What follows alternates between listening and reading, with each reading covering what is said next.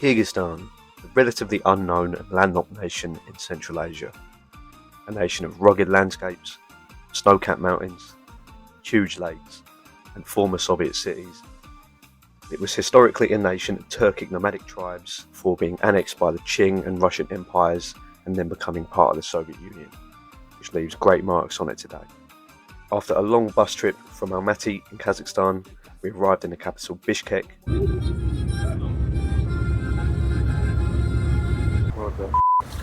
Oh my days. It's so many cars. We just left that behind. Before driving east to Burana, Lake Issyk-Kul and beyond. Welcome to Bishkek, the capital of the Kyrgyz Republic here in Central Asia. I arrived yesterday from Almaty. I've got a couple more days here before we head onward to Lake Issyk-Kul. But yeah, I'm here in Kyrgyzstan. A little bit of a hidden gem, maybe less so these days, tucked away in the mountains of Central Asia. Quite a small country, only about 7 million people live in the whole of Kyrgyzstan. We're here to see Lake Issyk-Kul and we're here to see the capital of Bishkek as well, with a couple of other sites along the way. Now behind me there's supposed to be a statue of Manas the Great, a great Kyrgyz hero, but unfortunately it's covered in scaffolding so you can't quite see it. There's also the giant national flag of Kyrgyzstan, and then just behind that as well is the National History Museum. It's very much a traditional former Soviet square here, huge boulevard cutting right through the middle, perfectly symmetrical with a big open space in the middle. But it seems really busy here today. It is a Saturday, lots of people are out and about, the traffic is crazy. Unlike Almaty where I just was, you can actually see tourists out and about. There's a tour group over there. So this square does have a name, it's called Ala-Archa Square, and as I mentioned you have the History Museum down there, the state flag, and then loads of like shops and restaurants and bazaars, as well as some extremely loud fountains which make filming a pain in the ass. And it's some really beautiful former Soviet architecture with a nice little Kyrgyz Muslim twist. You can see all the golden arched roofs. At the southern end of Ala-Archa Square you can find a statue of this man, Chingiz Aymatov, a Kyrgyz poet, writer, novelist and also diplomat, born in 1925 here in Kyrgyzstan and died in 2008. He's very, very widely beloved across Kyrgyzstan and the rest of the Russian-speaking world.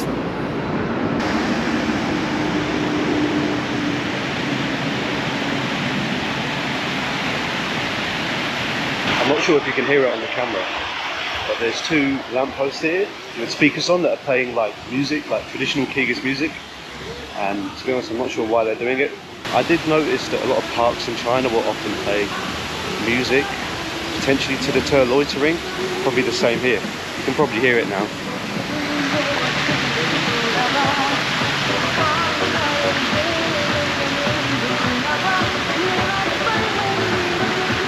Right, we're going to go and check out the State History Museum over there. I feel like Kyrgyzstan and Bishkek feels even more Soviet than Almaty did. Almaty kind of trying to distance himself. Yeah, they want to distance themselves from that. Kyrgyzstan and Russia still have very good relations, I think. Let's go and look at this rather sinister looking building. I'd recommend giving the Museum of Natural History a visit if you're in Bishkek. You can travel through Kyrgyzstan's history right from the early nomadic tribes all the way up to the 2010s and 2020s and see what modern Kyrgyz culture looks like. Definitely worth a visit. So outside the museum over there is the current government building of the Kyrgyz Republic, and then behind us is a former Soviet relic. There is Vladimir Lenin. One of the few places in the world where you can still see him. There's the man himself. Not many statues of Lenin left in the world, and there's one in Hanoi. I think there's one in Canada even, and there's one here in Kyrgyzstan. I'm sure there's more across the former Soviet Union. And if you come here, you can scan the QR code and find out everything you want to know about Vladimir Ilyich Lenin. They have it in Ukrainian and English as well. Some nice stone carving of traditional Kyrgyz art. And this here down the road is the Kyrgyz Parliament building, which they're doing up for some reason. Looks fine to me. But this was originally built as the headquarters of the Kyrgyz Communist Party, and now it's the Parliament I could be wrong, I think it's colloquially just known as the White House. And here was the site of a lot of insurgents, especially during the 2010 revolution on April 7th. There were snipers on the roof of the building shooting down at protesters. Following growing frustration over government corruption and increased living costs, on April 7, 2010, a state of emergency was imposed in Kyrgyzstan, and there were many bloody clashes between police and civilians, particularly in the capital Bishkek, right next to the White House. So we are on Choi Avenue, which is where you'll find most of the parliamentary and government buildings, alongside some embassies, consulates, and just like general high-end stuff. Whereas the rest of Bishkek, for lack of a better word, is, how would you describe it? Shit. We mean that in a nice way, obviously, but it's not quite there yet. Around the edges. Yeah, it's rough around the edges, shall we say. The Russian cinema over there. 3D. This here is the hero of Manas, a great fictional warrior who is also the national hero of the Kyrgyz people. He wasn't actually a real person, but the story of Manas resonates very much with the Kyrgyz people. He was definitely based on ancient warriors from the Kyrgyz tribes that used to inhabit this area. And then dotted around the square are statues of famous Kyrgyz heroes. Completely frankly, I have no idea who they are. I think Manas is not a name, but perhaps like a title. So all of these statues have the name of someone. Here's Naiman Bai, and it also says Manaschi. I'm just guessing here, but perhaps Manas means warrior or something. Don't let the grey skies fool you either, it's fucking hot right now. I think it's like 31, 32 today, and the days which we're here, it's just going to keep climbing. I think within 3-4 days time it's going to be up to 39. Very interesting. Just across all of Central Asia and Siberia, the sheer disparity in the winter and the summer. The heat in Almaty was crazy, the heat here is crazy, but then in winter time it's way colder than it is in Europe. Snow all over the ground, really bleak. Such insane contrast between the two.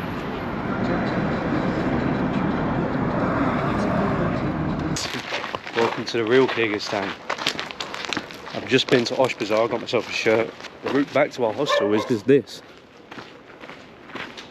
It's like it hasn't changed for God knows how many years.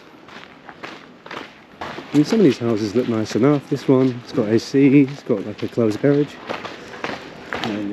Some of them just look rough, mate. Barbed wire on the fence. They're having a party in here.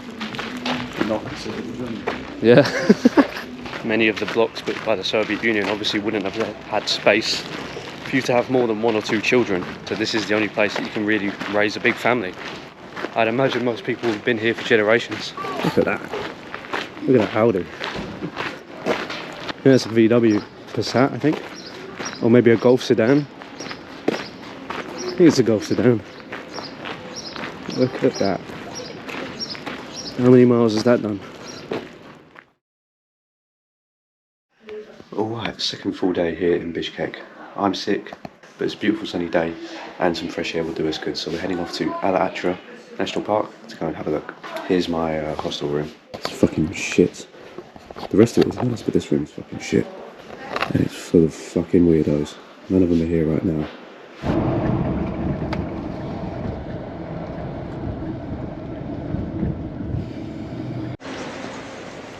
Here we are, Ala-Archa National Park. This is about 1,500 metres at the moment. There's loads of hiking and stuff you can do here, but yeah, we're just going to walk about. So this is Ala-Archa proper. And we had to get a bus for like 10-15 minutes. Up through the mountains, we climbed quite a lot now. You can see the incline of the hill and then the sheer size of the peaks either side of us. It's just crazy. It's much colder here up there as well, which is nice. Down in Bishkek it's like 35. It's mad busy here. There's so many people. And we just heard thunder from that direction. So yeah, we'll see what's going on. You can see it's opening up now. Now you can see the beautiful scenery. Some of these peaks are so steep.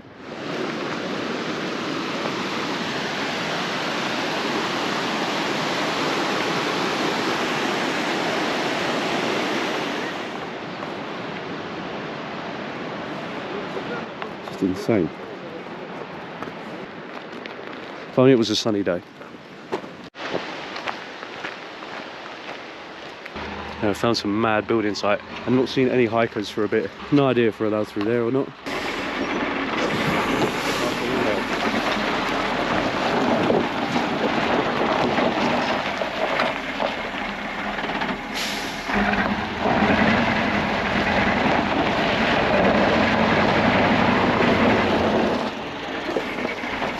that wall. His wheels are propping up on that there, look.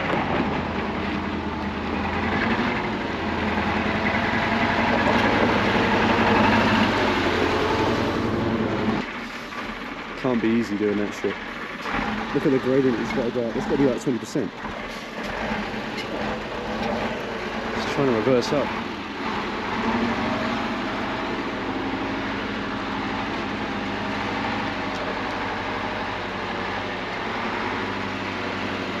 Look at this fucking gradient. It's so steep. Makes the view worth it, doesn't it?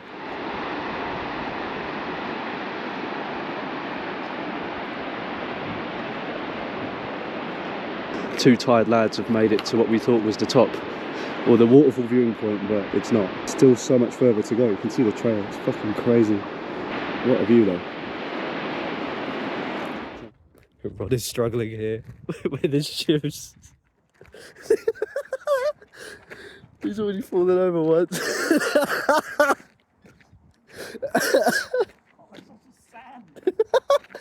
Oh, he's covered in it.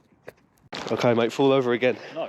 You can see he had a little accident. Slipped when we were walking down the grass and just sort of kept 10 meters. kept sliding. I daren't go faster than this, to be honest with you. See what I mean? Fucking hell. Neither of us are in the best footwear, but these are at least like walking boots, so they don't seem that helpful. No grip. It was a fuck, mate. But yeah, we just had lunch up there, or a little snack, got some cool photos.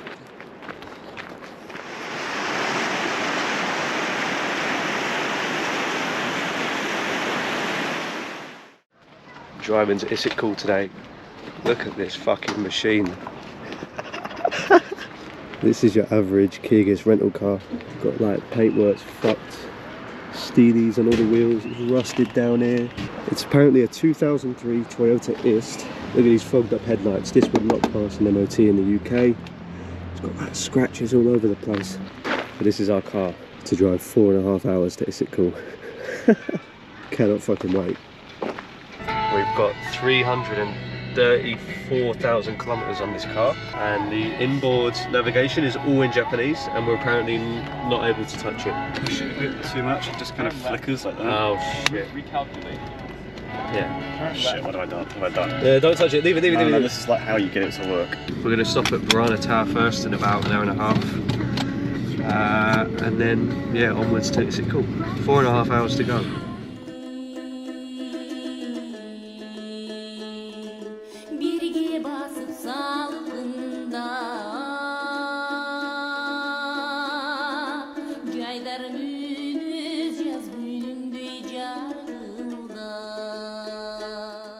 We're just outside Burana Tower, which you can't really see, but it's over there. The remnants of an old city, one of the oldest structures in Central Asia. But first things first, we have food. Salami, sausage, cheese, bread, crisps, proper living it up out the back of the car. Conservation of Burana Tower's observation platform made possible by a grant by the US Embassy. The project is funded by the European Union. It's a UNESCO World Heritage Site. So there used to be an ancient settlement here, and this tower was built in the 11th century, but it's all that's left of this old settlement. It's one of the oldest buildings in Central Asia. It's rare to find anything this old in this part of the world, because they were all nomads. Here's Burana Tower. It's quite striking how it's just sort of here, in the middle of nowhere. We're in like this river valley. I don't know the name of it, but the Kazakh border is over there along a river, and then you have mountains. So it's a really flat, fertile area. Kind of looks like, I don't know, Tuscany or something. One of the oldest structures in Central Asia, right here. You got to go up some mad, sketchy staircase with only enough room for one person. Look at the view at the top though. Kazakhstan over there to the north, Tian Shan Mountains to the south.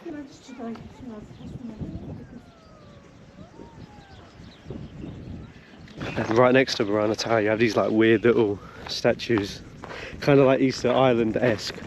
Yeah, a bit less impressive, a bit smaller. Pretty sure this was like some kind of burial ground too. All of these are like tombstones. Many of them are inscribed with characters from the Arabic script, dating all the way from the 14th or 15th century up until the 20th century.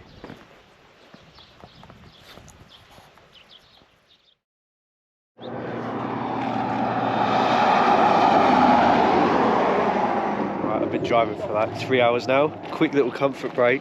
The roads have been pretty shit for the last half hour, 45 minutes. Look at this road, man. Going 20. Great. We thought we were making really good time. There's a new road on the western end of Issyk-Kul, and it just ran out. Cars in a bit of a state, it's quite dirty.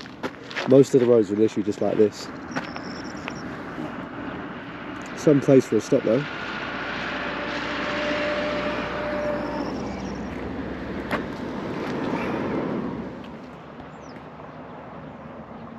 Right, we made it to Lake Issyk-Kul. Probably see it behind me. What you can also see is our yurt camp for the night. This is where we're going to stay. Very traditional yurt, and this pattern up here on the roof, like a traditional pattern found in most yurts, and it's also present on the Kyrgyz flag. It's very peaceful here. There's no sound at all. It's quite comfortable inside this yurt as well. Nice and warm, but not too hot. Beds seem pretty comfy. Power lighting. There's some sockets there, sockets here. No Wi-Fi, but you know, the one we're staying in previously belonged to a family of shepherds for a really long time. They owned a huge amount of cattle, 500 sheep, 7 cows and plenty of horses. During the time the family lived in this yurt, they had 7 children and raised them here. Where the fuck did they go? Yeah, we're going to the beach now. Look at this. It's very serene, very peacul. You can barely even see the other side. What do you say, lengthways it was like 180 kilometres from west to east, and maybe 50, 60 north to south. Meaning Warm Lake in Kyrgyz is the 8th deepest lake in the world, sitting at 182 kilometres long and 60 kilometres wide. It's the 2nd largest mountain lake in the world, sitting at an elevation of 1,600 metres above sea level. Historically, it was a major stop along the Silk Road, and during the Soviet era, it became a holiday destination. Should have brought some like deck chairs or something. Sit down here with a few Baltica 7s. First impressions of the water, mate? How is it? Not too bad, yeah? Not too bad. He could be lying to me, guys. That's pretty cold, mate. Not gonna lie. It's not the Amalfi Coast, is it? It's not that bad. We're peak summer season right now, but yeah, it's not warm. There's loads of rocks everywhere as well, so we'll see how far out I can get.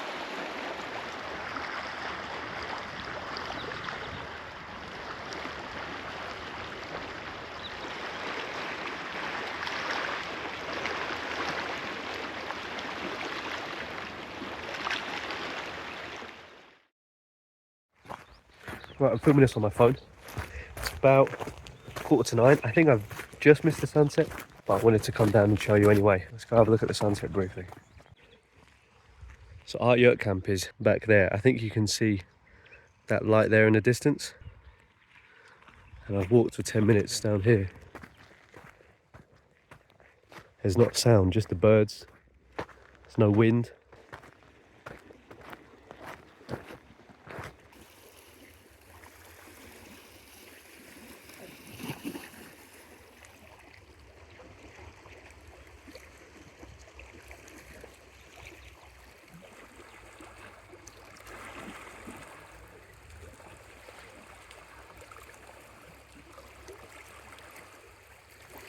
Something moving and making noises in the water. What the fuck is that?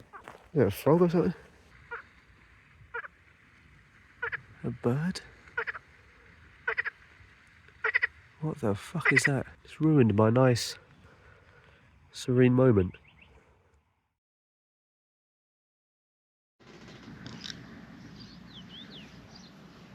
First full day here in Issyk-Kul, the only full day that we've got before we go back to Bishkek tomorrow. And just 10 minutes away from where we're staying at the yurt camp, there's actually an old abandoned summer camp from the Soviet era that I want to go check out.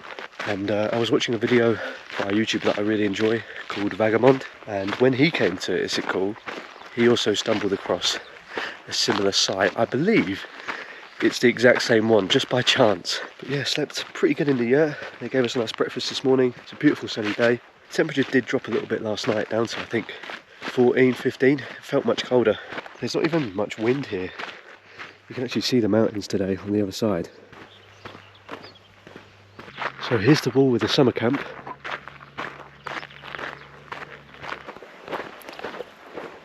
You can see it's definitely in Soviet style.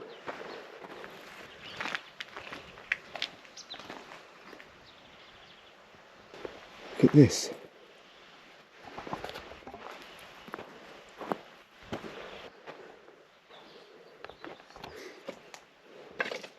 It's got your typical Soviet paintwork. Sort of greyish green at the bottom, white at the top. If you go into any post-Soviet building, you'll see this two-tone paint job. Sometimes it might be blue, sometimes it might be orange or pink, but always the same style. Some rabbit shit everywhere. There we go. Good lord, it stinks. Perhaps some people are camping out in here. The paintwork's almost immaculate. Still got windows, still got a door that works, still got floorboards. Big metal door. Perhaps this is like a telephone operating room or something. Administration office with all the computers. But over there where those buildings are, and they actually look like they're in decent nick. I can't tell if they've been refurbished. Over there, that building probably was once apartments or some kind of hotel. That looks like it's being done up. You might not be able to see on the GoPro, but I can see over there. So it could mean there's people about.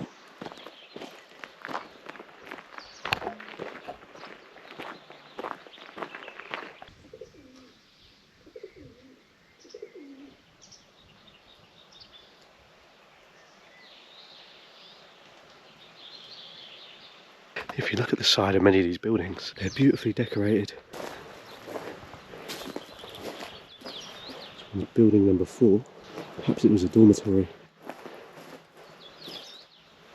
Some images of happy children. I don't know. I think I was right in saying they must have been some kind of old dormitory. Here's another one, number 3. With a slightly different pattern, but similar vibe.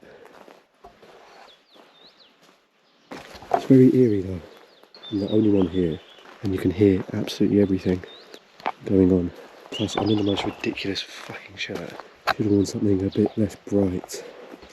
This building over here is sort of blue and white wallpaper. It's not very interesting by itself, but the reason I bring that up is my tour guide Yerlan up in northern Kazakhstan in Semyu, he told me that there were different colours for different purposes. So a green and a blue and a pink and an orange, for example, when the Soviet Union were painting the inside of all these buildings. And the reason they chose blue for classrooms was that apparently it helped you focus a bit more, stimulated the mind. So perhaps this was some kind of classroom or school. I could just be chatting bollocks. There's some tiles over there. Perhaps it was a toilet block or something. But generally, sort of educational institutions would have this blue paint.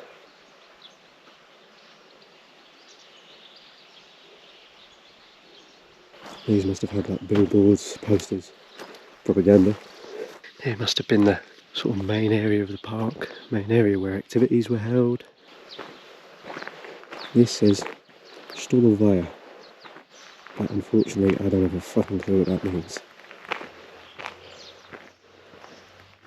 Original notice board still here. Sim, I think that means like everyone, sort of like notices up here, events. USSR rules, Maxim was here, 2016, from Brussels. I don't think those are original.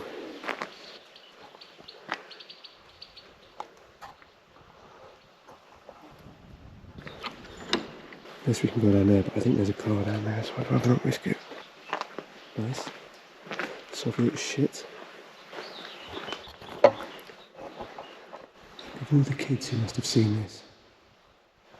Seen this building here. There's a bar. Perhaps the parents stayed here too. The old bar.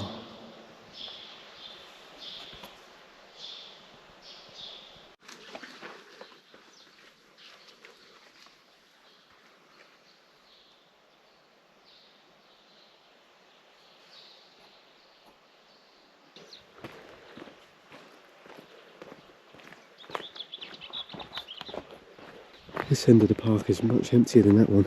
That one's all overgrown with trees. For the buildings, this one's very empty. Perhaps they had some like sports going on here. Or maybe everything was just knocked down. Here's another beautiful mural. What's this one supposed to be? Everyone's fishing, I think. That's seahorses. Jellyfish. Yeah, there's definitely some building work going on. I think this was once like a big main square and they've just ripped it all up. There's the flagpole there in the middle. And then some new buildings over there. But I can't see anyone right now.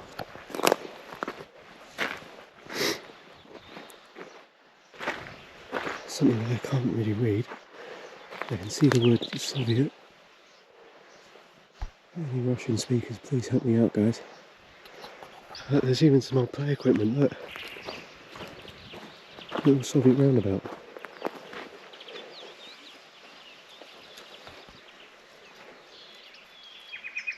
This here is interesting. Big circular square. Would have been a fountain in the middle over there.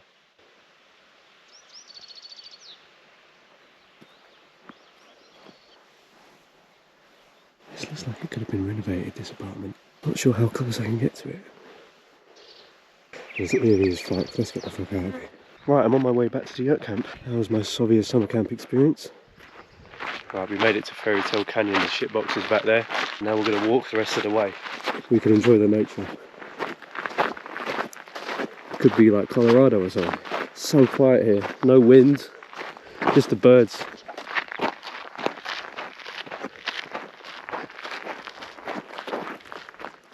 Here we are at Fairytale Canyon, literally like something from Mars.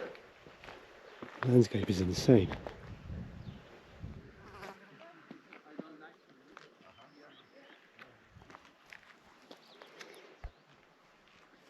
Literally like the surface of Mars. This section we're on now, they call the Chinese Wall. You can kind of guess why.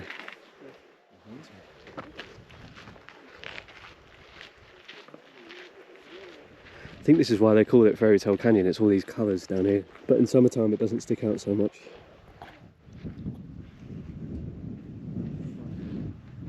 There's a few routes you can do here, some are short, some are up to like 1.5 to 2 kilometres. There's quite a few tourists here, it's probably one of the most visited spots in this area. You can see why though.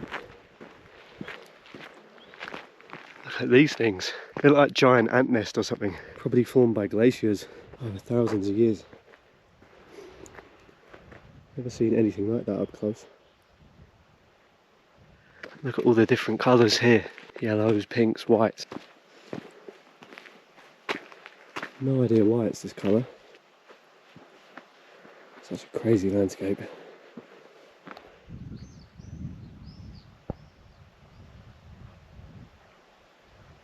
What is it?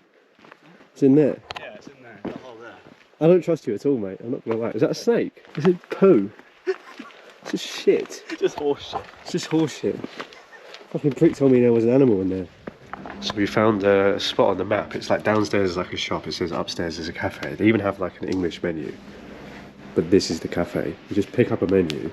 No one here. There's no one here. Like the staff. How the fuck are we supposed to order?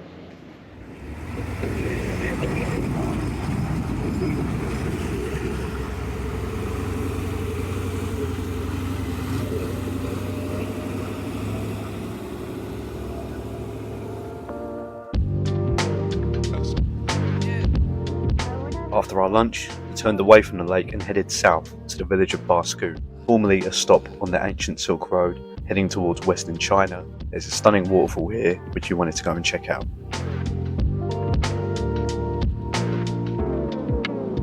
So down by the canyon, we were basically in Colorado, and now we've jumped to the Swiss Alps. We're at Barskoon Waterfall. Didn't expect this from Kyrgyzstan.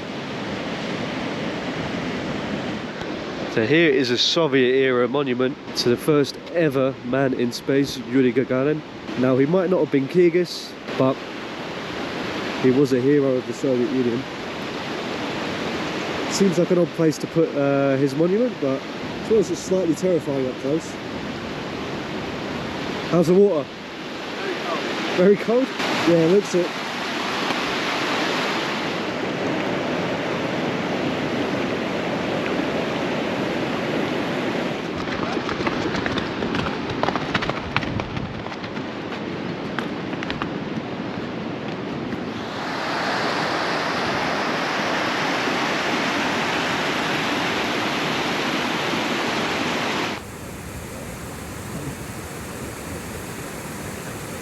We're currently on a near vertical climb up this mad hill. We're trying to look for Barskoon Waterfall, which feeds the river down there. Although it's much colder here than it was down by the canyon, where the sun was really beaming down. Here it's quite chilly. I don't know what elevation we are because we don't have any signal right now, but down by the lake we're 1600.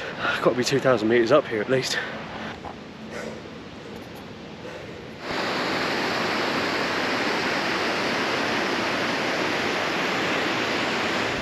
Right, driving back now.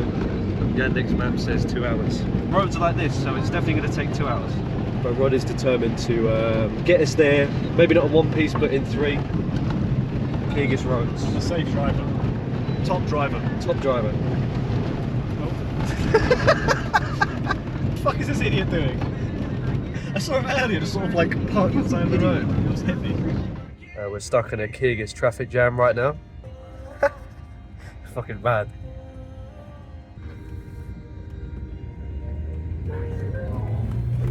Hello mate. Kyrgyz roads. Whole car's shaking. Dodging potholes. We then drove back to the yurt camp for one final night before going back to Bishkek the following day. After making it back to Bishkek, we took a sleeper train all the way to Shymkent in Kazakhstan, which I will definitely show you all just in another video. Definitely visit Kyrgyzstan if you can. An absolutely stunning country, probably the best scenery I've ever seen, and some fascinating history as well. Go there before it gets too busy.